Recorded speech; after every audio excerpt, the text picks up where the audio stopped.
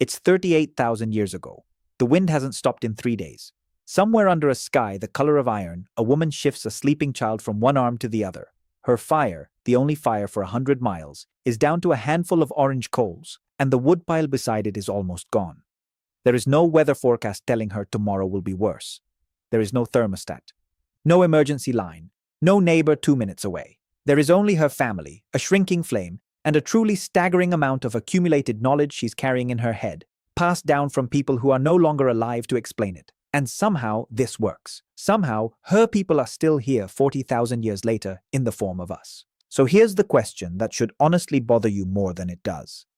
How do you survive an ice age winter with no insulated house, no central heating, no supermarket, and no modern medicine? Most people picture cavemen grunting through the cold, half-frozen, barely scraping by. That image is, frankly, insulting. The archaeological record tells a very different story. One of engineers, tailors, architects, and hunters solving problems most of us would never survive without a phone in our pocket. We're going to break this down the way the survivors had to. Not as one big problem, but as 10 separate ones stacked on top of each other every single winter for tens of thousands of years. The obvious enemy first, the cold itself. Here's the twist. Not all Ice Age humans fought the cold the same way, because not all of them had the same bodies.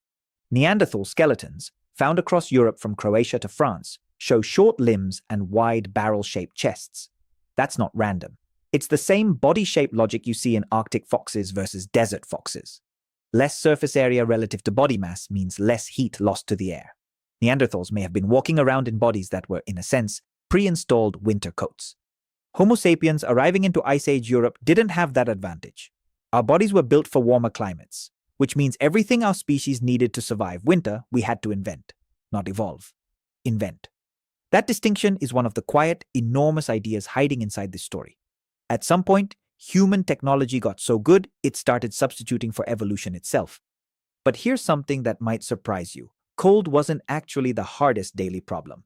Keeping a fire alive for months was. Modern campers know fire is easy to start and shockingly easy to lose.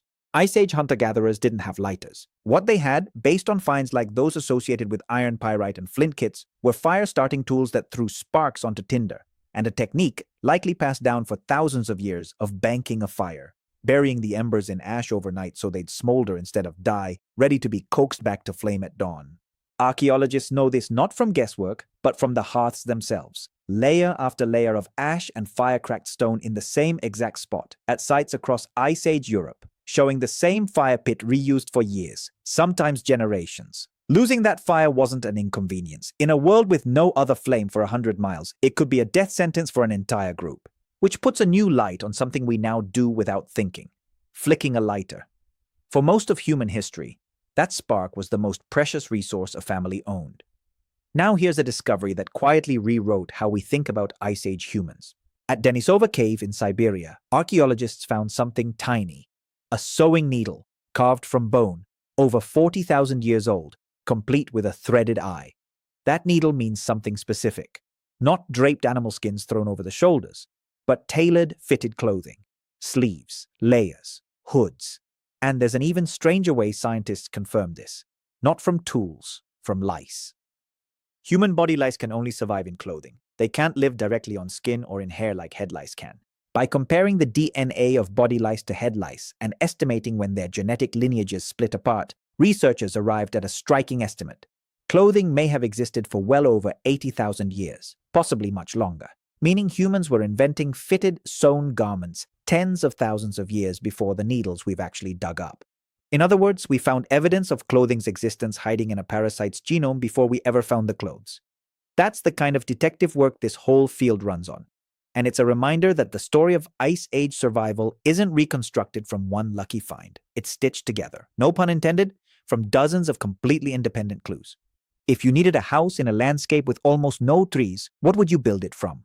At a site called Mezhyrych in Ukraine, the answer is almost unbelievable. The bones of woolly mammoths.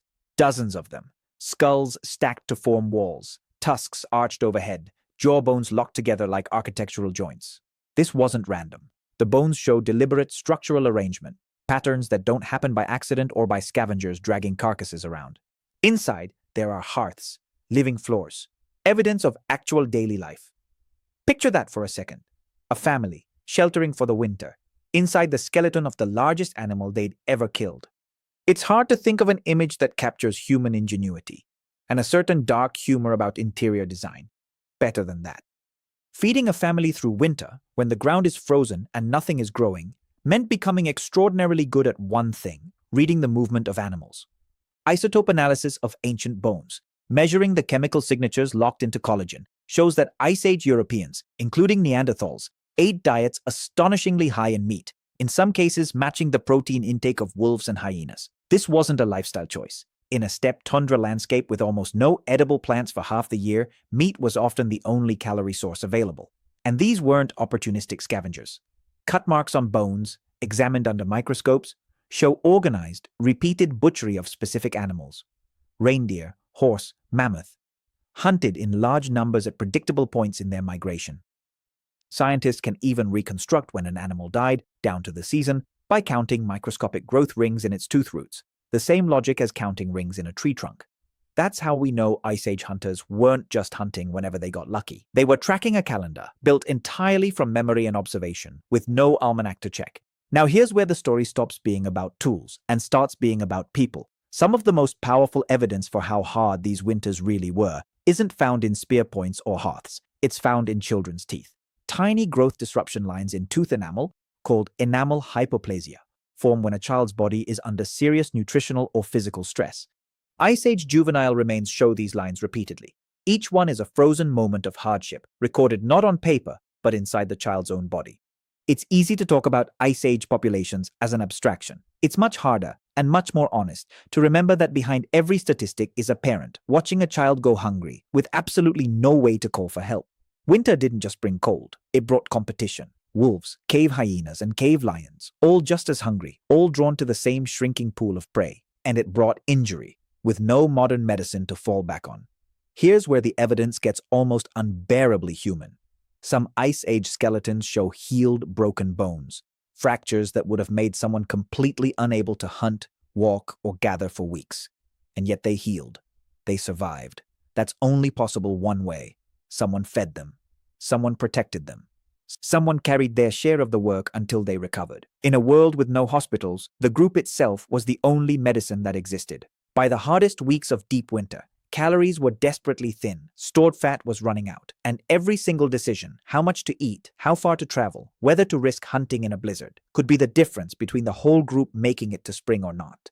And yet, generation after generation, for tens of thousands of years, across an ice age that lasted longer than all of recorded human history combined, they made it. Not through luck, through knowledge. About fire, about animals, about the body, about each other, carried forward the only way it could be. In stories told by firelight to children who would one day tell it to their own. It's tempting to look back at people without metal, without writing, without wheels, and assume they were simple. The evidence says the opposite. Sewn, tailored clothing built from a genetic clue hidden in lice. Fires kept alive for generations in the same exact hearth. Houses built from the bones of the largest land animal on Earth. A hunting calendar reconstructed from the rings inside a tooth. This wasn't survival by accident. This was survival by design. An intelligence expressed not in monuments, but in a species' ability to solve an entirely new problem every single winter, with nothing but memory, cooperation, and fire.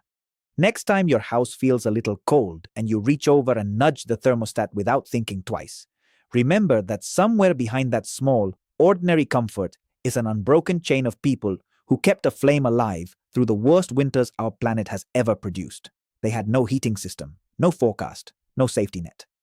They had each other, a needle made of bone, and a fire they refused to let die. Your warm house tonight is the ending of a story that started in the snow 40,000 years ago.